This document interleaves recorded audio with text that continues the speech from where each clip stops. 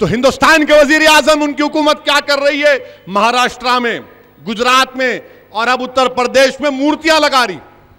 मूर्तियां, आपको जानकर गम होगा कि इन 3 मूर्तियों का अखराजात क्या होंगे मालूम आपको? 6119 करोड़ रुपये। 3 मूर्तियों को 6119 करोड़ रुपये। बच्चे मर रहे हैं। आंगनवाड़ी में आप जाकर देख लो, जो खाना दिया जा रहा था मिड डे मील स्कीम, उसमें 2000 करोड़ कम कर दिए।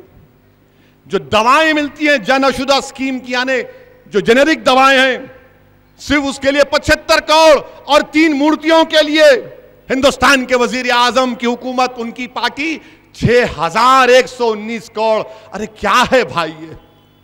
अगर हम मुसलमानों को 6119 करोड़ दे देंगे तो हर मुस्लिम बच्चे को स्कॉलरशिप मिलेगी, और आप इल्जाम लगाते हैं कि हम नहीं पढ़ना चाहते। हम पढ़ना चाहते भाई, मगर हमारे पास पैसे नहीं हैं।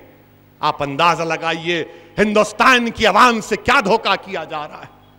यह आपका पैसा है, और क्यों बीजेपी अपने वोटर को बेवकूफ समझती?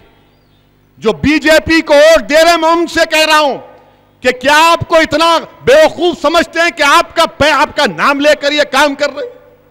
क्या हिंदुस्तान में गरीब नहीं है? क्या हिंदुस्तान के बच्चे नहीं मर रहे हैं? क्या हिंदुस्तान में आंगनवाड़ियों में बच्चों का पैसा कम नहीं कर दिया गया?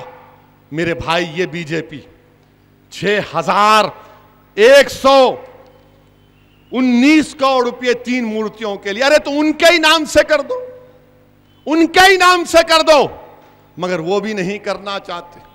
मेरे अजीज दोस्तों और बुजुर्गों, ये हमारे मुल्क के टैक्स पेयर का पैसे का बेजा इस्तेमाल